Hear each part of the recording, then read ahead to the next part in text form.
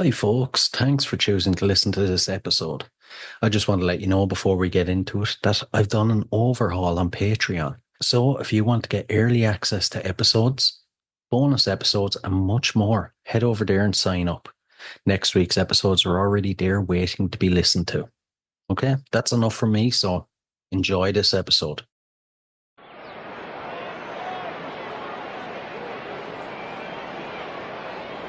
Is everybody in? Is everybody in? The show is about to begin.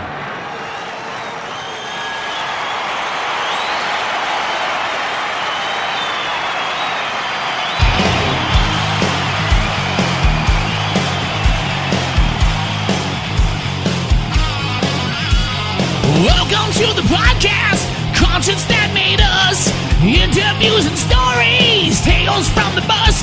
We love taking you back to when it all went down, the greatest live shows and that cheering crowd sound. It's concerts that made us, concertsthatmadeus.com.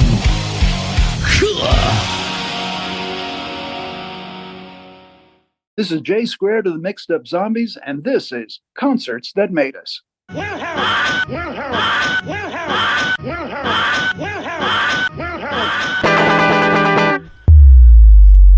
Took my baby on a roller coaster ride, went tippity-dip and side to side. Held on tight to the clickety-clack. Didn't think we was gonna make it back, cause just when it seemed we was gonna hit a beam, we held on tight, did a Wilhelm Scream, we did a Wilhelm Scream. Did a Wilhelm Scream. We did a Wilhelm Scream. We did a Wilhelm Scream. Come on, baby, this ain't no meme. Do the Wilhelm Scream.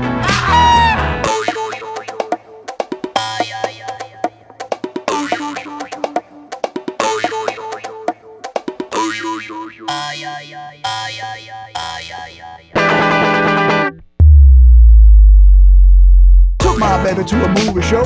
Got there late, had us in the front row. Stretched out my legs, popped a junior mint. Saw what was coming, didn't have to squint. Monster came out like from a bad dream. Only one thing to do, you know what I mean. We did the Wilhelm Scream. We did the Wilhelm Scream. We did the Wilhelm Scream. Did the Wilhelm Scream. This here's a coupon you gotta redeem. Do the Wilhelm Scream.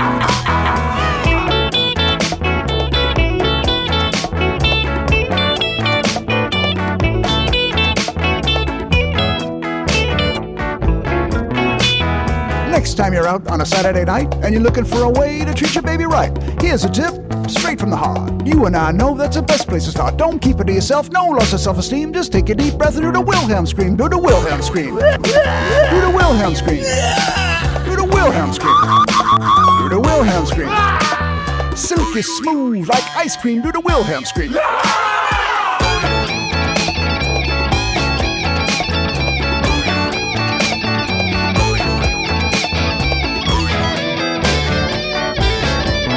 We did the Wilhelm Scream.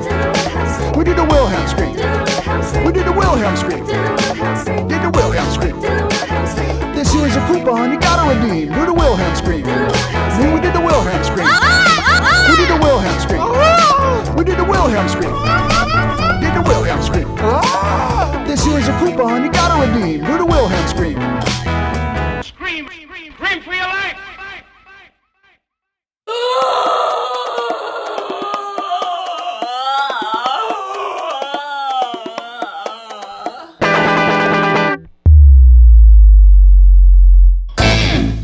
JJ, you're very welcome to Concerts That Made Us. Well, thank you very much for having me. It's great now. I'm looking forward to diving into your music over the next bit. You recently released Do the Wilhelm Scream, and then you released a remixed version. It's a wonderful sort of zany novelty song. Tell us how, why, when you came up with it. Well, I would say the original seed was planted actually back in the mid-'90s from an acquaintance of mine.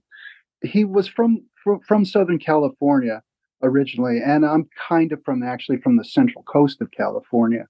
And again, Southern California, you think of the movies and films, etc. And he just kind of offhandedly mentioned this thing called the Wilhelm Scream that had been a sound effect, kind of gained popularity after the initial Star Wars movies came out because a sound designer from, I think it was from USC in the early 70s, discovered the sound effect. It was originally called "Man Being Eaten by Alligator" from from an old Western. It became the Wilhelm Scream 2 years later from another Western film called "Charge at Feather River," where the character in the film Private Wilhelm gets shot with an arrow in his thigh and breaks out the scream. That's how this it became labeled the Wilhelm Scream. And then this sound designer then used it in the Star Wars and also the Indiana Jones movies. So it became kind of an inside joke with sound designers within in the 70s and 80s, and then it became almost like, as they said, kind of code. They were talking to one another that, hey, we know about this scream too, and it's a very unique sound effect. And if you listen hard enough in a lot of movies, you'll definitely pick it up. My son and I, as he was growing up, we would stop and say, "Hey, Wilhelm Scream," type of thing. So, but that's the history of the sound effect itself, and I became aware of that like several just pre-internet actually, and I don't know why it always just kind of stayed with me, and then I thought a couple of years ago, why not turn this into a song and then have my family and friends imitate this and put it in just a very simple little tune, which it is, and see where it lands. And I enjoyed the results, and I really enjoyed putting it together and getting people's reactions to it, how they particularly scream. Some people, like, actually the guy who did the drums on the track for me, he refused to do a scream. He's the only one. He's the only one who did. But everybody else was pretty willing. They didn't really take a lot of goading to have him do it. Right, right. I have a question that popped into my mind there. Maybe you don't know, but is the scream still used nowadays? Because I feel like it's been years since I've actually noticed it in a movie. I haven't lately. I haven't, but then again, I'm not exactly going to a whole lot of movies these days either. But supposedly, they've kind of backed up. They've kind of sound designers. Not that I know any, mind you, but they've kind of backed off on it because it's been almost not necessarily a cliche, but it's not quite the inside joke it once was. So, when when you're using something and no one knows about it, you feel like you're you're hip, you're in the in crowd, and then when it gets overused, it's like, oh, that's you kind of turn on it after a while. So maybe that's where it's at right now, but. I haven't really noticed, but then again, I'm not seeing a whole lot of movie. I'm not really going out and seeing or even streaming movies, much these days. But it's probably lessened a little bit because because it's become popular. So yeah, by its own it's dying by its own popularity, I guess you might say. True, true. And something I'm fascinated by is when it comes to recording and producing a novelty song, how do you approach it? Is it kind of anything goes? It's not as serious as, more contemporary songs? Well, it's that's the thing about about doing something like this. It's like telling a joke in a sense. If it doesn't land, then you've in a sense, you've kind of wasted your time. You want to make sure that you're going to get at least a couple chuckles out of it. And I don't quite know if I necessarily succeeded. I've certainly not not by the lack of likes on the YouTube video, but in many respects, you're kind of doing it for yourself, and you hope others also kind of appreciate or get in on the joke. Because I've never seen myself as necessarily as a comedian, mind you, but I've always enjoyed a good laugh, and when I can, making people laugh too. It's just particularly over here in the States, as you may have witnessed, but we won't get into that recently. But it's always nice to give people a laugh, and that was really my intention from this, is to maybe hit people to the sound effect and hopefully put something of a catchy tune onto it, and then not just repeat the damn scream over and over, but have, like I say, have my friends and family do it. And I think most who participated in it have seemed to enjoy it. So yeah, at least in my little circle here, it seemed to get a good amount of appreciation. But for a wider audience, it ain't quite there yet. But maybe, I don't know. We'll see. Exactly. And for any listeners that don't know, then give us a bit of a history of JSqrd and the Mixed-Up Zombies. Where did it come from? How did you come up with it? Okay.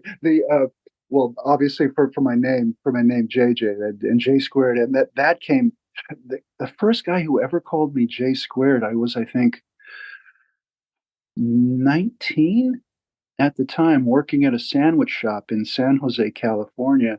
Introduced myself, and he said, "Oh, JSqrd," and I'd never heard that before. And again, that was something that just kind of stuck with me, and used it. And then I used it later on, and a few of my friends have kept it.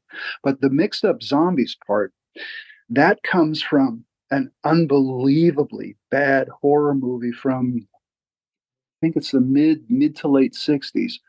The actual title of it is, okay, let me see if I can remember this, just to make sure I get it right. The Incredibly Strange Creatures Who Stopped Living and Became Mixed Up Zombies. That was the actual title of the movie. It was 70 minutes of absolute crap. three wheels of shit, no question about it. But somebody had the wherewithal to see it through, and now we're living with the results. And I was really glad that I could. Again, that's kind of my own little inside joke on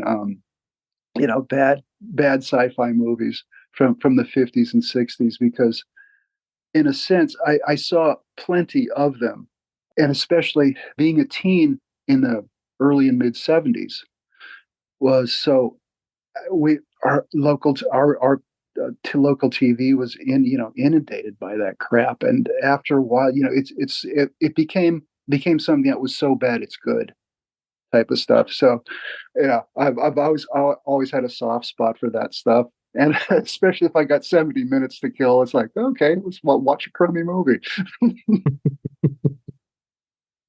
You're right, though. They are kind of, especially by today's standards, even by the 80s standards, they're very bad, but there's something about them that grips you. Oh, and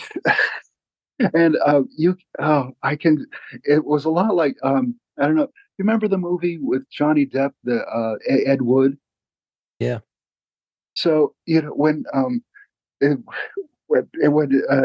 putting some of the movies together with starring I'm blanking on his name, but who played the Bela Lugosi character, who was great, and he was just saying, "Bella, I've got 20 scenes to shoot tonight."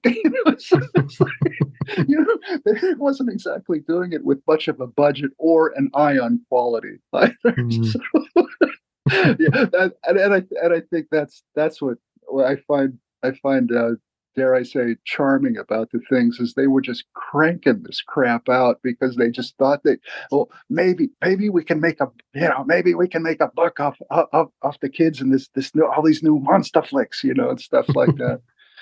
And well, I guess they did, because God knows they made enough of them. That's for sure. Somebody made some money anyway.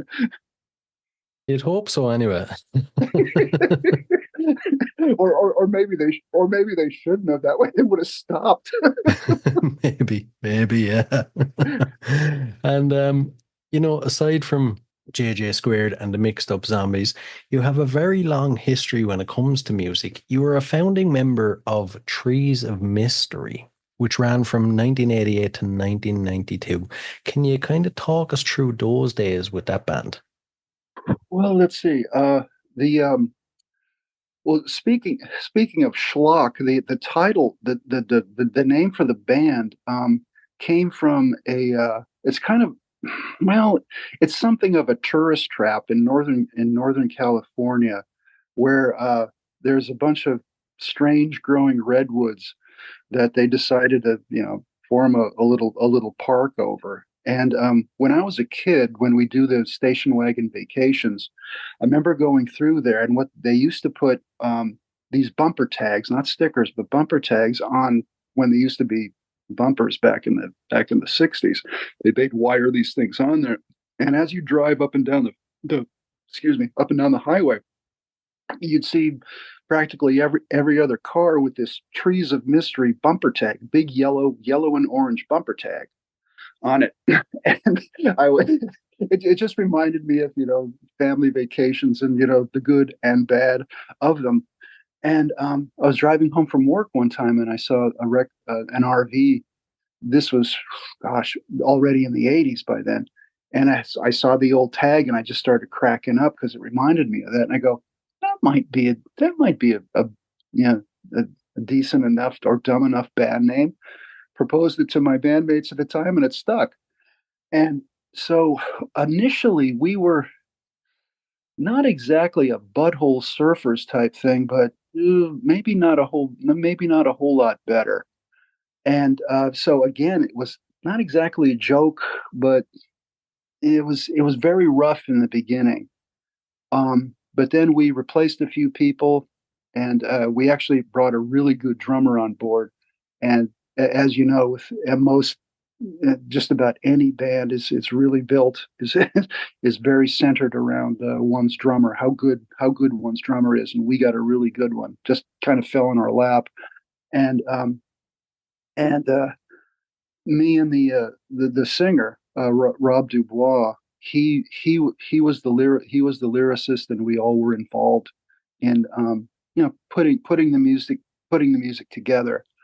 I would, for the most part, I would maybe throw out a riff or two, and everyone would follow, would work around that. And it was a very, in the sense, aside from the lyrics, it was a very democratic affair. And we built something of a reputation, so sometimes a bit of a notorious reputation around there's a college town called San Luis Obispo, California, and not very big, like maybe 50,000 people. So we became kind of a big fish in a little pond once we actually started improving and getting something of a following, which was, again, for a town of 50,000 people, you're not talking about a big following, but we did have some very loyal people who really understood that what we were doing wasn't necessarily the usual type stuff. Uh, there was a bit of jazz, a bit of Sonic Youth type noise, and I mean it was two guitars, bass, and a drum, and a singer. I mean, there's only so much you can get out of that. Maybe a little Captain Beefheart thrown in as well too, since at the time I wouldn't exactly consider myself the best of guitarists, or even now for that matter. but so and plus we were all, except for our drummer, we were all like about 6'2" or taller. So I think on stage we kind of looked a little imposing, even though really we were a bunch of marshmallows, really. but but at least we looked the big scary part, and we had like I say, we had a sound that wasn't, you wouldn't necessarily find everywhere. And like I say, some people glommed onto it, and it was really nice. But then we unfortunately had to dismiss one of our guitar players, and we kind of went through a period of replacing him, and then we didn't want to be in San Luis Obispo anymore, so we moved to San Francisco. and things really didn't take off there. Even though at that time we had already recorded our CD, and this was in 89, 90. So we we didn't want to, at that time, doing vinyl was just, you really stayed away from it. So we did have a self-produced disc um that we really enjoyed putting together. It wasn't perfect by any stretch, but for the limited resources that we had, even now, occasionally go back and listen to a few tracks, and that was, you know, it's not exactly timeless, but it still sounds pretty damn good. So we were pretty proud of that. But when we got to San Francisco, like I say, didn't quite didn't quite catch on, and I think we were here for maybe a couple of years before we finally disbanded, and yeah, that was it for that. And I've done a few things here and there, but never with any real bands or anything. I was actually temporarily in a Yes tribute band, All and I was, right. yeah, it was a. Compared to the Wilhelm Scream thing, it's a little different from that, Hmm. but that was a lot of fun because I always really I have a pretty strong prog streak actually. The Yes and Genesis are very very I'm very close to them, but like I say, the Clash kind of uh, blew that up, at least for a little bit anyway. So, and that was kind of funny, is if if like me, you did actually kind of listen to prog in any sense, but you liked, say, the Pistols and the Clash, you could not, you dared not admit that. you know and I completely understand it, but also you're of that age where you're just looking to really, to you you've got to fit in, and your music has to fit in with you. You're not allowed to, enjoy that, or jazz or anything like that. And but and actually it had a there was for a while there, I was listening to a lot of free jazz as well too, which I know Thurston Moore is apparently a huge free jazz fan. Well, you can kind of understand it, listening to them. But but again, with the Trees of Mystery, it was really, let's just, any particular genre, any kind of riff, let's go at it. Let's have fun with it. Let's not be constrained by any particular sound.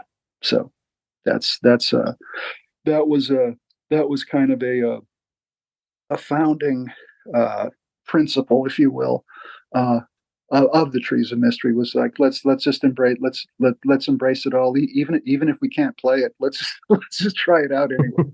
So that was always fun. It sounds very fun. And the podcast is called Concerts That Made Us. So I need to ask you some concert related questions now, if you don't mind. Oh, right ahead, please. First off, as a concert goer, what concerts would you say have made you? Oh golly. Okay. Um, let's see. I saw. I was lucky enough to see Bruce Springsteen in 1975 at UC Robertson Gym at the University of California Santa Barbara Gym in 1975, and that was quite something. Let's see. Uh, oh gosh, the first time I saw the Clash. Oh God, that at that time, when I saw them, that was, I believe that was their first tour of the states. Um, when Mick Jones still had long hair, I can remember him bolting out of the wings, and remember his hair flying. He's always very gangly, right? Hmm. And he just bolts out of the wings and just plants himself and and hits the opening riff to "I'm So Bored with the USA." And they had a bunch of flags as a backdrop. The flags dropped, and then Topper came in, and oh Jesus, that was just like bang, that one hit me like a ton of bricks. That was a great moment at the time. That was the loudest concert I'd ever heard until until I saw My Bloody Valentine.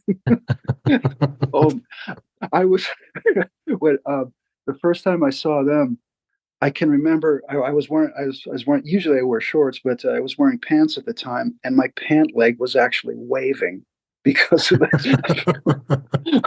from the volume. It was just, yeah, that was a loud one, that the loudest, no doubt. Let's see, Porcupine Tree with Steve Wilson. Again, you go in mining my old prog roots there.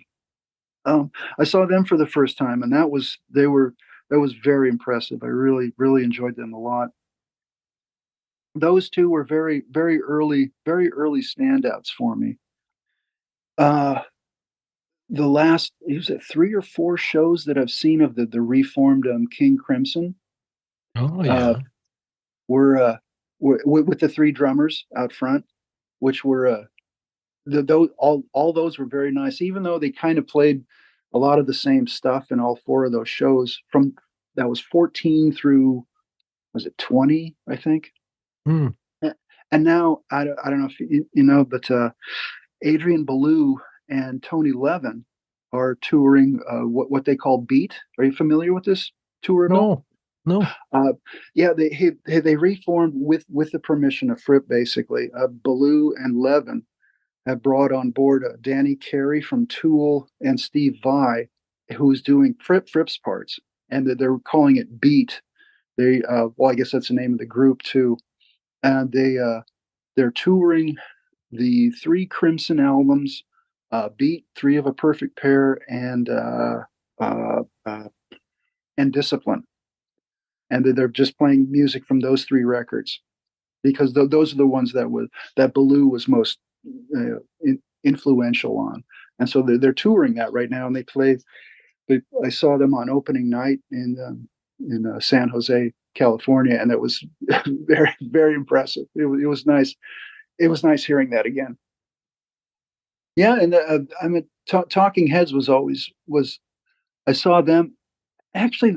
I saw them. What tour was that? I'm trying to remember. I think it was Fear of Music, the Fear of Music tour. That was quite good. Seeing them in a smaller club of maybe about 300-400 people, and everybody's all packed in and all sweaty. That was. Oh, actually, speaking of them, the first time I saw them, it was the More Buildings and Food tour, and it was in this little theater in a little seaside town out here called Pismo Beach, and it was maybe 150 people, and yeah, I remember that one quite well. That really stuck with me. That was my first or second year of college at that point. And it's funny, a lot of the shows you see at that age, teens, early 20s, they can really stick with you, and that one definitely did. They do, yeah. They really kind of stick with you for life. And your own shows then that you've played over your career, is there one that kind of sticks with you as a high point? It couldn't have got any better. I can remember one that went really bad. So that was actually my next question, the worst gig. Okay. We'll start there, and maybe the good will kick in. Okay, this was it was one of our very first gigs, Trees of Mystery, and we opened for Camper Van Beethoven. And I was just coming off of it's when you get a bunch of lesions all over. It's mostly a kid's. You're supposed to get it. If you don't get it when you're a child, it kind of remains dormant in you. Chickenpox, no? Yes, thank you. And I just had lesions. I got it pretty bad, and it was like about maybe less than a week before the gig, so I still had that crap all over my body. Looked like I just been hit by a bunch of darts or something like that. But so I figured Well, I'll just play in my underwear and show off all my lesions, which I did. But however, I thought, okay, I don't mind if I look embarrassing, but boy, we sounded oh, awful. And now that was actually kind of a turning point. I said, I don't mind looking the fool, but I don't want to sound like a fool. And Hmm. we really did. And we that's when we kind of changed things up soon thereafter. So that was actually, it was actually good that we that we sounded that bad. And I can't imagine what I must have looked like. But fortunately there's no pictures. Oh gosh. But the trees show. I can't remember any specific venue in San Luis Obispo or nearby where we really just knocked it out of the park, because it was always a work in progress, but there was never any that were really as bad as, say, like I just described. It happens. It happens.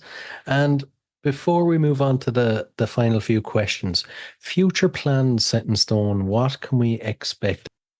Well, maybe we'll keep the J squared, but we might just invent, because the whole band, the Mixed-Up Zombies, is not, it's just something that just I tacked on at the end, really. But I'm thinking about doing this, another, which this would actually be more sample based, with it's a it's three chord surf riff in a minor key, using the audio samples from Apocalypse Now, where the current Lieutenant Colonel Kilgore, the surfer, who's in Apocalypse Now, and when he's trying to get Lance, one of the characters in the movie, to grab a surfboard and go surfing while during a firefight, basically.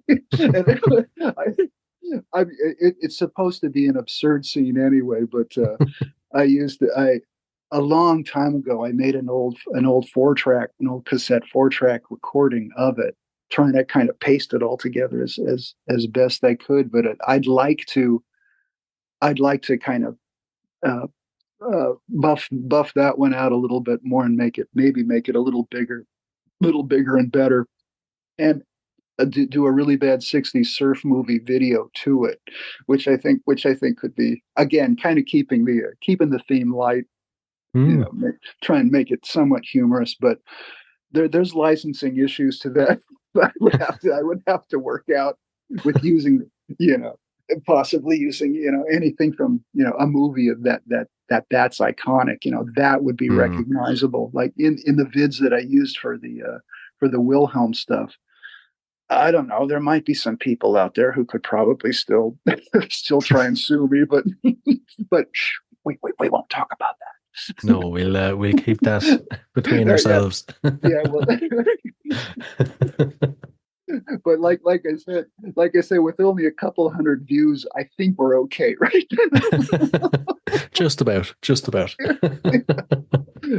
Right, we'll dive into the last couple of questions, or a couple of fun random ones. First off, besides music, what are you currently obsessed with? Boy, obsessed with.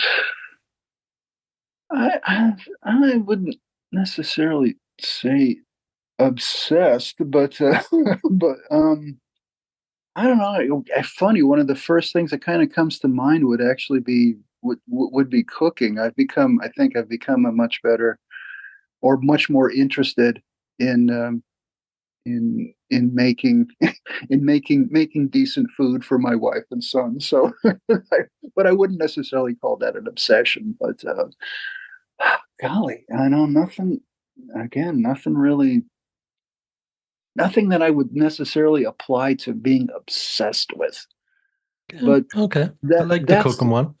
that's certainly one that I've become a much greater interest than ever I thought I would. My mom was always a really solid cook, so I always ate well, And I didn't. My appetite did not disappoint her. That's for sure.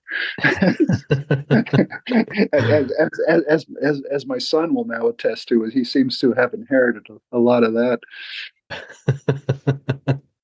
The final question. So, what's your go-to album? An album you constantly revisit? Wow. Oh boy. Ooh. Oy, oy, oy. God, there seems to be so damn man that. Man. Oh boy. That kind of Jesus. Well, there's a couple that come to mind, and again, it kind of goes back to what I was saying with how the formative and teen years can really stick with you for a lifetime, and at least a couple again in the prog arena would be Closer to the Edge by Yes, and what really got me into the sphere of Genesis was Trick of the Tail, and I'll go back to either of those. I wouldn't say regularly, but periodically, and really just kind of bathe in them, as it were. Just kind of let that sound surround me quite a bit. It's always nice to hit Exile on Main Street too. I always thought that was maybe not the highest point for the Stones, but one of them definitely. And I mean, listening to the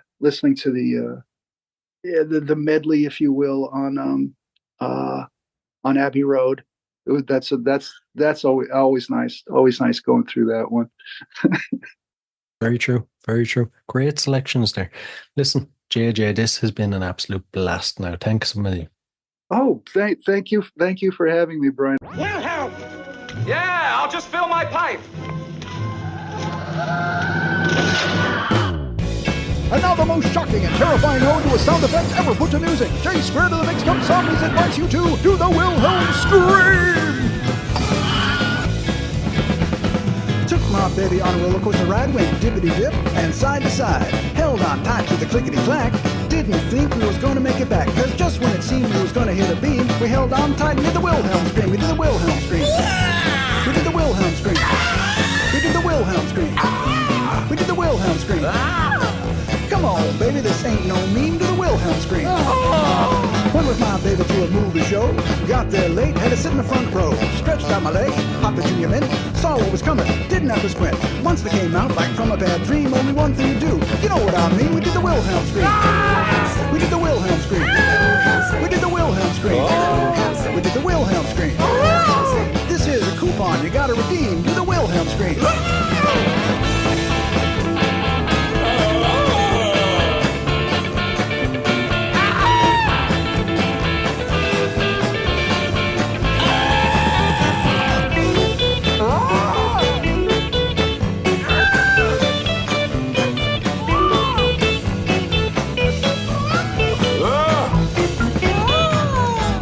Out on a Saturday night and you're looking for a way to treat your baby right. Here's a tip, straight from the heart. You and I know that's the best place to start. Don't keep it to yourself, no loss of self-esteem. Just take a deep breath and do the Wilhelm Scream. Do the Wilhelm Scream. Do the Wilhelm Scream. Do the Wilhelm Scream. Do the Wilhelm Scream.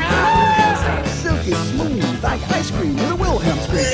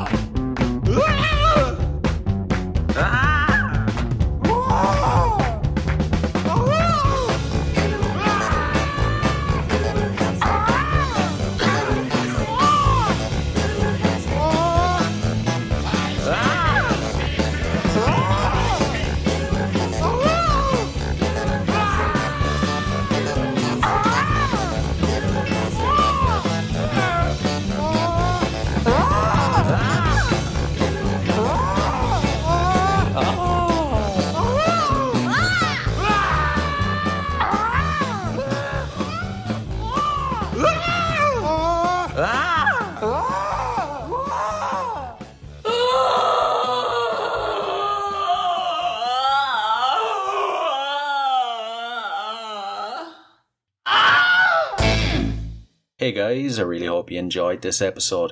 If you did, please rate and review us on iTunes and Spotify. And if you're interested in signing up to Band Builder Academy, use the link in the show notes below and enter the code CONCERTS and you'll receive 10% off. So, until next time, keep rocking.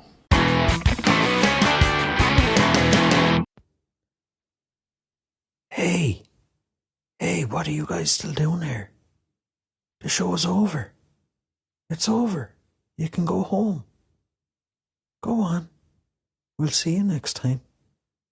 We'll be here. Bye.